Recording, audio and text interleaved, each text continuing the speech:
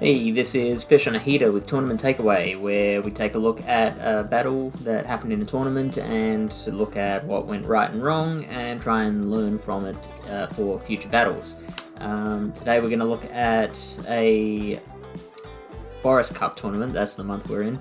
I want to see if I can do this all in one go. I don't think I've ever actually just done it, like turn on the camera and just knocked it all out in one go. I've always had to like stop and restart at least once. I'm gonna see if we can avoid that this time. So yeah, this is a Forest Cup battle. This is my weighted cup, which is still going as of this recording. I took on Dragdell. I still don't know if that's how you pronounce it right. I have done a video of a battle with this guy in the past where I did something with good intentions and then messed it up horribly, and this is almost exactly the same thing. It is I was battling against him. We were 1-1 heading into the third battle, the round 2 of the tournament, and I just made a very avoidable mistake, which cost me the battle, and I'm gutted about it because this guy's ranked real high. You'll see in a second. I'll show you now. He is almost a full tier, pretty much a full tier above me on the global leaderboard, and I got so darn close to beating him, and completely blew it with just a really unfortunate, avoidable mistake. So here's what happened. Let's speed that up. So fantastic start, the Heracross versus the Ferrothorn. Now, the key thing to know ahead of time is that I recognized there, if you look at his team, he only has one real hard counter to Ferrothorn. To my Ferrothorn. If Ampharos gets out a Focus Blast, then that'll wreck a Ferrothorn, but failing that, the only other thing that'll really give it trouble is Blaziken. Maybe Mantine, but in more situations than not, Ferrothorn does beat Mantine. So I knew he was going to bring the Blaziken, which meant that some of these decisions that I make happen with that thought in mind. So fantastic, I win the lead, and he swaps out pretty quickly to the Mantine. So then I bring out my Stunfisk. You can see I have Kingdra in the back, and there is just no situation here where I'm ever giving up a shield.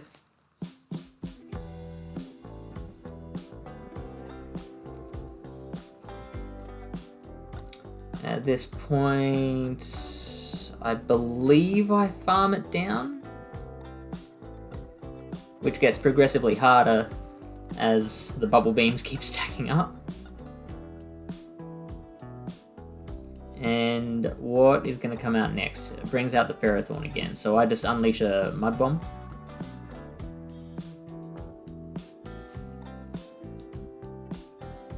Just unleash all my energy. Why not? And then I switch out to the Kingdra. So,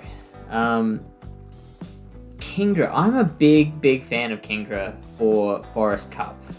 It is a fantastic generalist.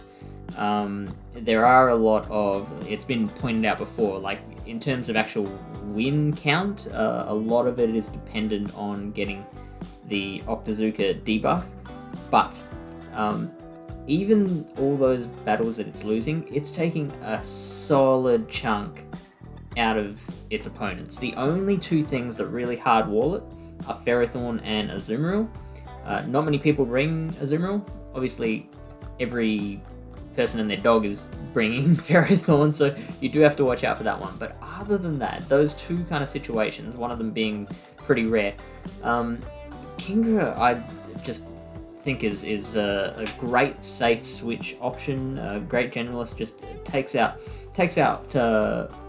It can farm down Blaziken with Dragon Breaths if it uses one shield.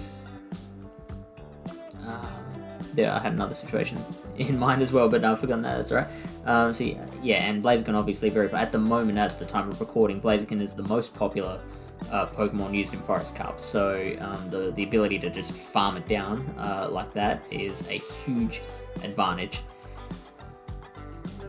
Here, I underestimated just how much Ferrothorn walled Kingdra. I realized that Dragdale was probably quite likely going to have Blaziken in the back. So I wanted to keep that Stunfisk around to take out the Blaziken.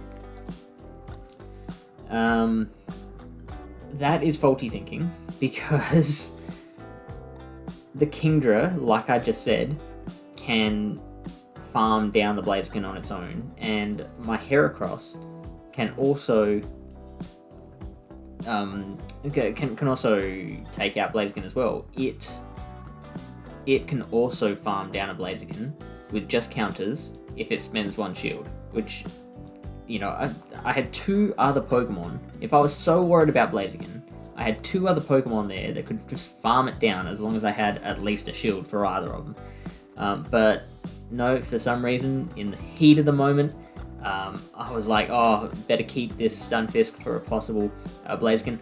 Maybe I was also thinking I could be wrong and they might have Mantine in the back. I don't know. All I remember right now is that I was worried about the Blaziken. So I decided that my Kingdra was more expendable, and so I wanted to get the Kingdra to get rid of the rest of the Ferrothorn's health.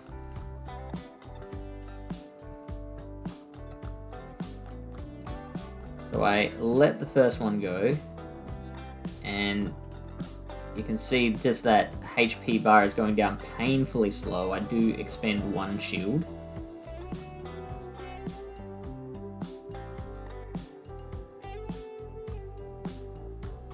I went for the debuff, which probably wasn't the best idea either, because Dragdog got out another Power Whip, and I expended my second shield, and then Blaziken comes out. Those counters hurt Kingdra, so that's kind of that what I was saying before about Kingdra being able to farm Blaziken down. That's in a fresh fight at full health. You could see there, with not much health left, the Blaziken got rid of the Kingdra, no trouble at all, just two counters. So you got to watch out for that. If the Kingdra's health is a bit depleted, then that Blaziken matchup becomes a lot more difficult. So now I'm left with this decision, like, what do I bring out? I went with the Heracross and timed the switch so that the Stunfisk would eat the charge move. Now, I am happy with that decision, because the Heracross can take on both the Blaziken and the Ferrothorn. The Stunfisk can't. The Stunfisk will wreck the Blaziken, but it will be crushed by the Ferrothorn. And my opponent still has two shields left. So even if I manage to lock my Stunfisk in against their Blaziken, it's not going to do anything, because Stunfisk relies on charge damage, as opposed to the Heracross, which doesn't really care how many shields are in play. So, timed it so that the Stunfisk would just eat it and do its bit for me and go home. And then out comes Heracross, and it's got to just do the rest of this. And by this stage, I knew I was done. Through the close combat, don't know, should have just left it, really. Didn't matter either way. So yeah, probably as soon as I did that, I realized that what my mistake was. Like, I should have just let the Stunfisk go, because I had two other Pokemon that would do fine, even if no matter what, if you're looking at that team, no matter what came out, I would have been fine. Mantine, Ferrothorn and Mantine does get beaten by Kingdra in an equal shield situation, I think. Let's see, if he brought out the Stunfisk, maybe I'd be in a bit more trouble. Ampharos, I'd be fine. Kingdra, even, yeah, probably be fine. But yeah, what I had to do was let that Stunfisk go once it had done that job. And so what I did was type those Pokemon into pvpoke.com's training simulator and just replayed that battle where I did what I was meant to do. And here's how it played out. So insta-switches into Mantine and I insta-switch to Stunfisk. And I'm very glad that I managed to say that without tongue-tying myself. And the AI here seems to do exactly the same thing as what iDragdell did in our initial battle.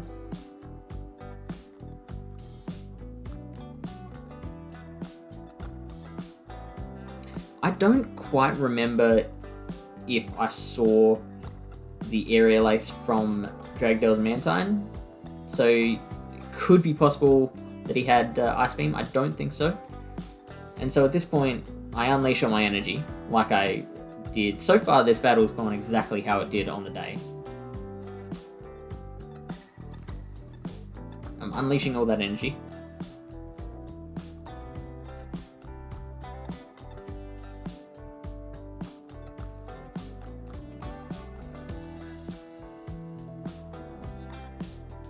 Get to another Mud Bomb.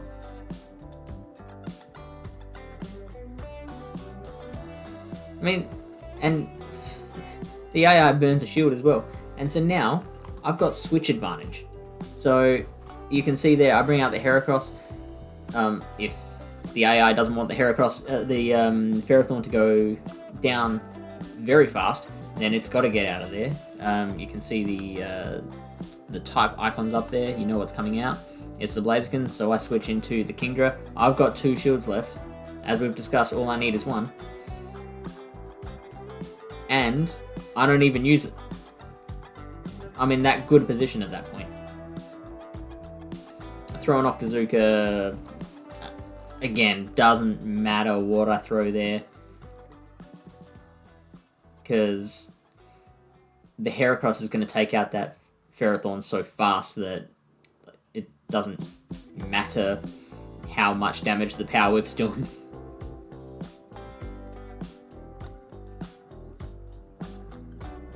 And done. How easy was that, right? Just by keeping the Stunfisk in and letting it go down, like I said, I was so confident that Blaziken was what was in the back. I had 2 Pokemon that could beat it. By throwing in the Kingdra instead, even though Kingdra, I still stand by it. Like, it's still my boy. Like, I still think it's a really good generalist, and I think others are going to cotton onto that, and we're going to probably see the rise of a Azumarill again later in the month. But in this situation, I should not have thrown it in against the Ferrothorn. It just did damage way too slowly, got hurt way too much by the Power Whips, especially just that last sliver of health that forced me to use that second shield. Even then, maybe I probably should have tried this scenario as well, but maybe if I'd thrown the Outrage instead of the Octazooka, then I would have, saved that last shield. And you know what? I'm gonna pause this. I'm still saying that this is a win if I can pull this off, but I'm gonna just pause this, do a battle where I recreate that, and then tack it onto the end of this, see how that goes. Ooh, that took a long time. So yeah, I tried running it out on PvPoke, and it was not cooperating with me. I kept on getting to that moment where I could have thrown the Outrage against the Ferrothorn, and it wouldn't let me get that far because it kept switching into Blaziken. So the AI of PB Poke obviously thought that was the better thing to do. So instead I enlisted the help of a friend from our local scene. His name is Peng Pong Pow, and it's okay for him to say it. And here is how it went. Yep, that is the correct speed. So yeah, you've seen all this. Can even speed that up a little more.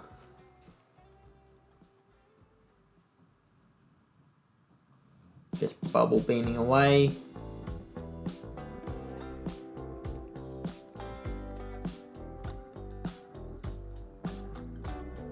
Also, there was a difference between the amount of bubble beams that my opponent in-game can get off versus what the AI can do, so there might be a bit of a disconnect there. I still fired off the mud bombs as before, and then brought out that Kingdra again. Didn't use that first shield. My opponent used Flash Cannon. That didn't really make a difference.